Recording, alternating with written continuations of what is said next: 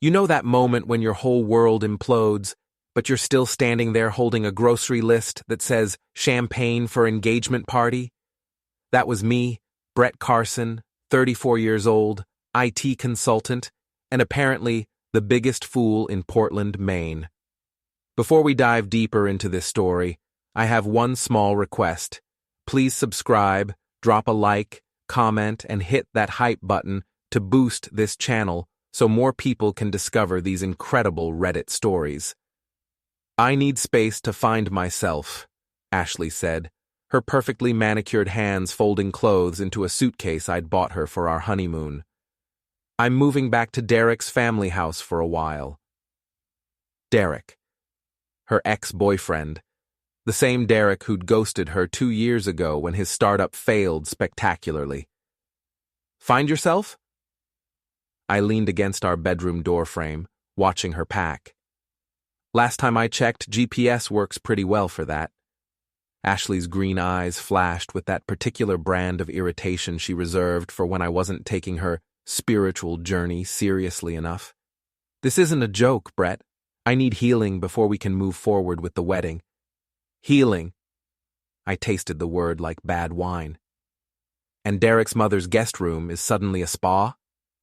Marlene understands what I'm going through. She's been like a mother to me. Right. Marlene Hoyt, 55 years old, professional enabler and part-time gossip distributor. The woman who'd spent our entire engagement telling Ashley she was settling for a guy who fixed computers instead of owning companies. My phone buzzed. Text from my coworker Robbie. Drinks tonight? Sarah's making her famous terrible nachos. I showed Ashley the screen. Should I cancel, since we're apparently having a relationship crisis I didn't know about?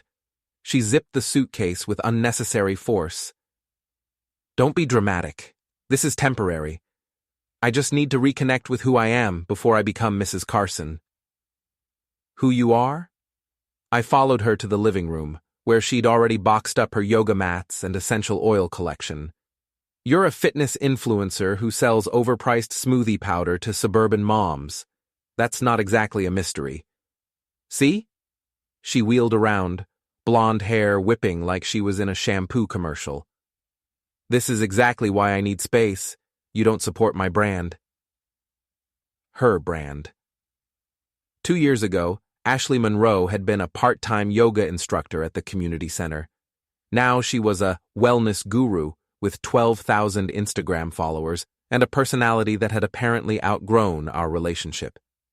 I supported your brand when I paid for the ring lighting setup in our spare bedroom, I said. I supported it when I spent weekends driving you to wellness retreats where you charged people $50 to teach them how to breathe. Those retreats help people heal. Those retreats help you afford designer leggings. Ashley's phone rang. She glanced at the screen and her whole demeanor shifted, voice dropping to that honey-sweet tone she used for her social media videos. Hey, Jess. She put it on speaker, probably hoping her best friend would validate whatever script she'd rehearsed for this moment. How did he take it?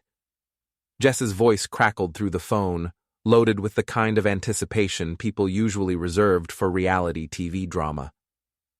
About as well as expected, Ashley said, shooting me a look that suggested I was the unreasonable one in this scenario.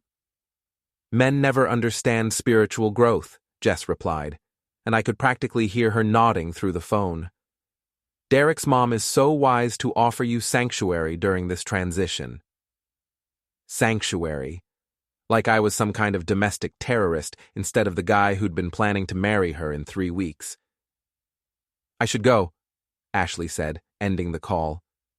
She grabbed her keys from the hook by the door, the same hook where my spare keys hung next to the little wooden sign that read, The Carson Family Est 2024, a housewarming gift from my mother that now felt like a premature celebration. So that's it? I asked. You're just leaving? I'm not leaving, I'm just pausing. Like a Netflix show nobody wants to finish? For a split second, something flickered across her face, maybe regret, maybe second thoughts. Then her phone buzzed with what was probably another supportive text from her echo chamber of friends, and the moment passed. "I'll call you in a few days," she said, shouldering her purse. "Maybe we can talk then." The door closed behind her with a soft click that somehow sounded louder than if she'd slammed it. I stood there for exactly 30 seconds, processing the fact that my fiancée had just moved in with her ex-boyfriend's family 3 weeks before our wedding. Then, I did what any rational person would do. I opened my laptop and canceled everything. The venue, canceled. The catering, canceled. The photographer who'd promised to capture our love story, definitely canceled. The honeymoon suite in Bali with the ocean view and complimentary couples massage transformed from a romantic getaway for two into a solo adventure for one. My phone buzzed again. Robbie. "Seriously, Sarah's nachos are an assault on Mexican cuisine. Come save me." I typed back, "Can't tonight, just became single, booking a flight to Bali instead." 3 dots appeared, disappeared, then reappeared. Finally, "What?" "Long story. Tell Sarah I'll take those nachos over relationship drama any day." I grabbed my passport from the desk drawer and opened a new browser tab. If Ashley wanted space to find herself, she could have all the space she needed. I'd be finding myself on a beach halfway around the world, posting every sunset and temple visit where she could see exactly how much I wasn't missing her. The first available flight was in 18 hours. I booked it, then opened Instagram and posted a photo of my passport next to a glass of whiskey with the caption, "Plot twist, the honeymoon's happening anyway. Bailey or bust. Single life. Finding myself." Within minutes, the likes and comments started rolling in. Most were confused friends asking what happened to the wedding. A few were from Ashley's followers who'd somehow found their way to my rarely used account. But the best comment came from my cousin Jake in Seattle. "Dude, whatever happened, you're handling it like a boss. Bring me back something with a dragon on it." I raised my glass to the empty apartment, to the boxed wedding favors stacked in the corner, to the engagement photos still hanging on the wall where Ashley smiled like she meant it. "Here's to finding myself," I said aloud, "and losing the baggage." My phone rang. Ashley's name lit up the screen. I let it go to voicemail. Bali was everything the travel blogs promised and more. Temples that looked like they'd been carved by gods, beaches where the sunset lasted forever, and food that made me question why I'd ever settled for chain restaurants back home. But the best part wasn't the scenery. It was watching Ashley's world implode from 8,000 miles away. My Instagram had become appointment viewing for our entire social circle. Every post, me learning to surf, exploring ancient temples, eating street food from vendors who didn't speak English but somehow understood my enthusiasm, generated dozens of comments and shares. My follower count had tripled in a week. Meanwhile, Ashley's carefully curated healing journey content was getting the kind of lukewarm response usually reserved for expired yogurt commercials. I was editing a video of myself attempting to ride a motorbike through rice terraces when my phone exploded with notifications. 17 missed calls from Ashley, 12 from Jess, and a string of increasingly frantic text messages. Ashley: "Why are you posting so much?" Ashley: "People are asking me about the wedding." Ashley: "This is embarrassing." Ashley: "Call me." I screenshotted the messages and sent them to Robbie with a caption, "Guess who's not finding inner peace at Derek's house?" His response was immediate. "She's losing her mind." Posted a 3-paragraph Instagram story about toxic masculinity and emotional unavailability this morning. The comments are brutal. I pulled up Ashley's profile. Sure enough, there it was. A rambling manifesto about how some people can't handle a woman's need for spiritual growth and use material possessions to mask emotional immaturity. The comments section was a battlefield. "Girl, he's living his best life while you're staying at your ex's house. Maybe reconsider this journey," wrote someone named Mother of Dragons 2019. "Imagine breaking up with someone and they immediately become more interesting," added fitness guru Pramel. But my favorite came from Portland Barista Life. Didn't you literally sell a course called Manifesting Your Dream Wedding last month? This is awkward. I was screenshotting the best comments when another call came in. This time, it was Jess. Against my better judgment, I answered, "Brett, what the hell are you doing?" No greeting, just straight to the accusation. Currently, sitting by a pool that costs less per night than Ashley's monthly skincare routine. How's the healing sanctuary? This isn't funny. Ashley is really struggling with this transition, and you're out there flaunting your vacation like some kind of revenge plot. Revenge plot? I laughed, genuinely amused. Jess, I'm literally just existing. If Ashley finds my existence threatening, that sounds like a her problem. She's trying to grow as a person. By moving in with her ex-boyfriend's family 3 weeks before our wedding, that's not growth, that's regression with extra steps. There was a pause. In the background, I could hear voices. Ashley's distinctive laugh, but strained, and a deeper voice I recognized as Derek's. "She's not staying with Derek," Jess said, but her tone had lost its conviction. "Right. She's staying with Derek's mom, in Derek's childhood home, where Derek also lives. Totally different. You don't understand the situation. I understand it perfectly. Ashley wanted to trade up, realized Derek's still the same unemployed loser he was 2 years ago, but now she's stuck because leaving would mean admitting she made a mistake. Meanwhile, I'm out here eating the best nasi goreng of my life and learning that I'm actually pretty good company. You're being cruel? I'm being honest. There's a difference."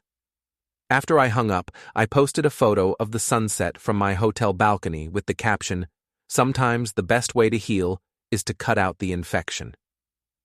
Bali sunsets. New beginnings. Truth hurts. The post exploded. Within an hour, it had more engagement than any of Ashley's recent content.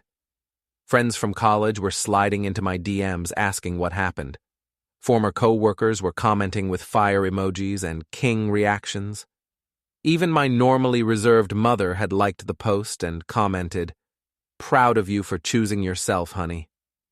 But the real entertainment started when I checked Ashley's recent activity. She'd been desperately trying to keep up with my content, posting her own healing journey updates from Derek's house. Photos of her doing yoga in their backyard, inspirational quotes about releasing toxic relationships, and carefully staged shots of her reading self-help books. The problem was, she'd forgotten to turn off location services.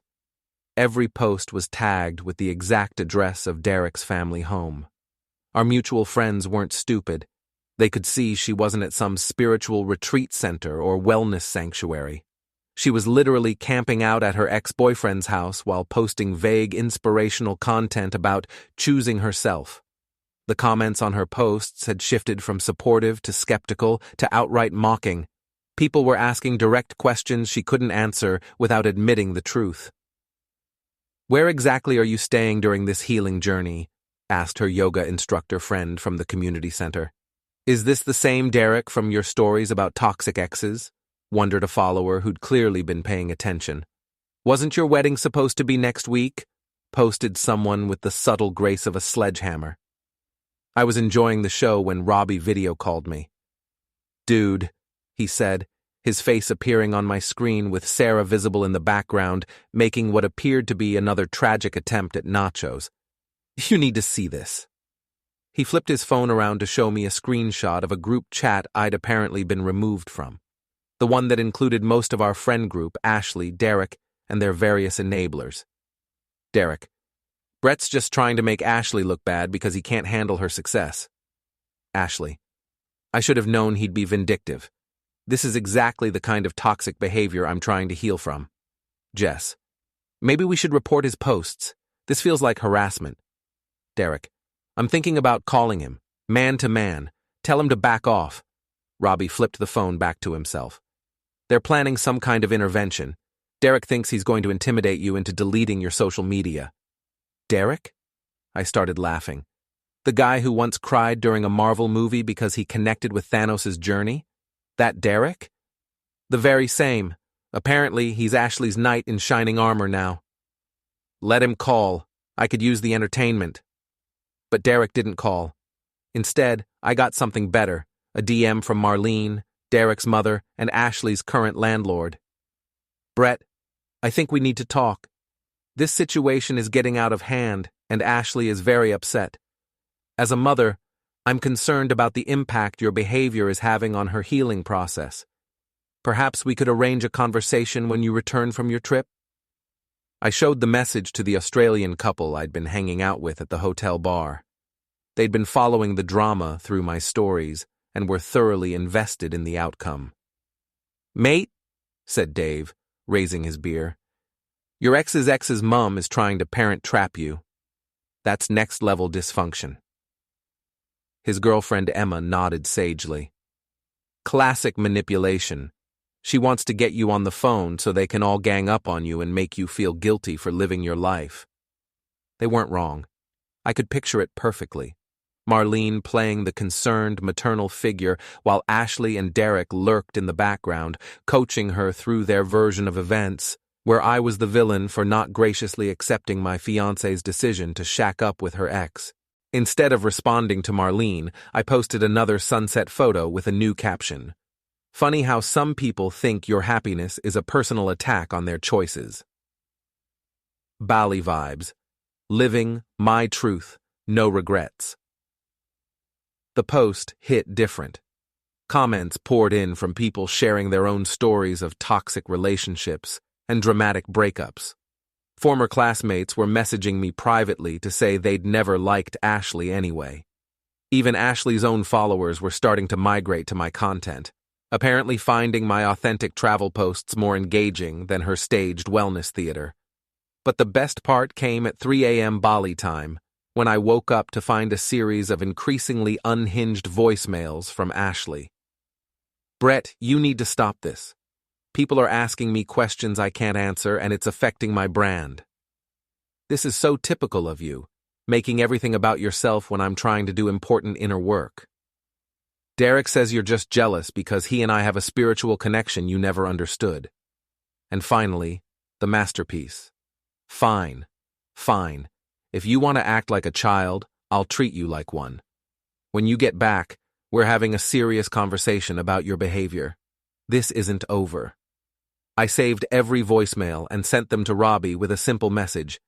Evidence for the divorce proceedings I'm never going to need because we were never actually married. His response, she's completely lost it. Also, Derek tried to slide into Sarah's DMs, asking if she could talk sense into you. Sarah told him to go manifest some employment. I was laughing so hard, I woke up the German tourists in the next room.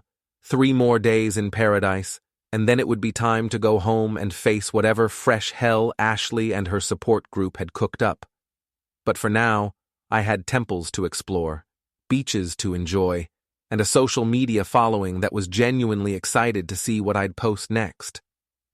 For the first time in months, I was exactly where I wanted to be. Coming home from Bali felt like stepping into an alternate reality where everyone had lost their minds while I was gone. The Portland airport was gray and drizzling, a stark contrast to the tropical paradise I'd left behind. But the real culture shock wasn't the weather. It was the text message waiting for me when I turned off airplane mode. Robbie, emergency. Meet me at Murphy's bar ASAP. Bring evidence of your sanity because everyone thinks you've lost it. Murphy's was our usual spot, a dive bar near downtown where the beer was cheap and the bartender minded his own business. I found Robbie in our regular booth, looking like he'd been through a war. Thank God you're back, he said, sliding a beer across the table. It's been absolute chaos. Ashley's been calling everyone we know, trying to get them to stage an intervention. An intervention for what? Having a vacation? For emotional abuse and public humiliation. She's convinced half our friend group that you're having some kind of breakdown and using social media to stalk her. I pulled out my phone and scrolled through the notifications I'd been ignoring during my flight. 17 missed calls from numbers I didn't recognize, Dozens of Instagram comments ranging from supportive to accusatory, and a group text from people I'd considered friends. Mike, from college. Brett, we're worried about you. This isn't healthy. Jennifer, Ashley's yoga friend. What you're doing to Ashley is really cruel. She's just trying to heal. Tom, my former neighbor. Dude, maybe it's time to delete social media and focus on yourself. They think I'm the bad guy? I asked, genuinely confused. Ashley's been spinning this story where you abandoned her during a spiritual crisis and then launched a campaign to destroy her reputation. She's got Jess, Derek, and his mother all backing her up. What about Sarah? Please tell me your girlfriend sees through this. Robbie's expression darkened. Sarah's been getting harassed by Ashley's followers. They found her Instagram and started commenting on her photos, calling her complicit in your abuse. She had to make her account private. That crossed a line. Whatever game Ashley was playing, dragging innocent people into it wasn't acceptable. Where is she now? Ashley? Still at Derek's house, but she's been making public appearances. Yesterday, she showed up at the community center where she used to teach yoga, crying about how you weaponized her vulnerability. The instructor let her do an impromptu class about healing from narcissistic relationships. I started laughing, which probably wasn't the reaction Robbie expected. She called me a narcissist? The woman who once made me retake a photo 47 times because her smoothie wasn't catching the light right. It gets worse. Derek's been telling people he's protecting her from your harassment. He showed up at your apartment building yesterday, asking neighbors if they'd seen any concerning behavior before you left for Bali. Now I was angry. He was at my apartment? Your neighbor, Mrs. Patterson, called the cops. Apparently, Derek tried to convince her you were dangerous, and she should report anything suspicious to him directly. I pulled up Derek's Instagram profile. He'd transformed from a failed entrepreneur posting motivational quotes to Ashley's self-appointed bodyguard. Recent posts included a shirtless gym selfie captioned, "Strong enough to protect what matters," a photo of him and Ashley doing yoga together with healing energy, and most recently, a long post about standing up to bullies who target vulnerable women. The comments were a mix of support from Ashley's followers and mockery from people who remembered Derek's previous incarnation as a wannabe crypto influencer. He's really committed to this knight in shining armor routine, I said, showing Robbie the posts. Committed enough to challenge you to a fight. What? Robbie pulled up his own phone and showed me a screenshot. Group text from this morning. Derek says he wants to settle this like men and suggested you two meet at the park to hash it out. I read the message chain. Derek had indeed challenged me to some kind of confrontation, with Ashley and Jess cheering him on and several of our former friends expressing concern about the escalating situation. This is insane, I said. I went on vacation. That's literally all I did. I posted pictures of temples and food and sunsets. How did that become a federal case? Because Ashley can't handle not being the center of attention. Your posts were getting more engagement than hers, and people were starting to ask uncomfortable questions about her healing journey. So she flipped the script and made herself the victim. The bar door opened, and I looked up to see a group of familiar faces walking in. Mike, Jennifer, Tom, and two other people from our extended friend circle. They spotted us immediately and approached our table with the grim determination of an intervention team. Brett, Mike said, sliding into the booth across from us. We need to talk. Apparently everyone needs to talk to me today. What's the emergency? Jennifer leaned forward, her expression serious. We're worried about you. The way you've been acting since Ashley left. It's not healthy. Acting how exactly? The constant social media posts, Tom said. The passive-aggressive captions, flying to Bali just to make Ashley look bad. It's like you're trying to punish her for being honest about her needs. I looked around the table at these people I'd known for years, people who'd been to my birthday parties and game nights, people who'd celebrated when Ashley and I got engaged. They genuinely believed I was the villain in this story. "Let me make sure I understand," I said slowly. "Ashley canceled our wedding 3 weeks before the ceremony to move in with her ex-boyfriend's family. I canceled the honeymoon reservations and decided to take the trip solo rather than lose the money. I posted photos of my vacation on my own social media accounts, and somehow I'm the bad guy?" "You're oversimplifying," Jennifer said. "Ashley was going through a spiritual crisis. She needed support and space to figure things out. Instead of being understanding, you turned it into a public spectacle." "A public spectacle? I posted vacation photos. Ashley's the one who's been giving interviews to anyone who'll listen about her healing journey and my alleged emotional abuse." "Because you drove her to it." Mike's voice rose, drawing looks from other patrons. "She's been getting hate comments and messages from your followers. People are calling her a cheater and a gold digger.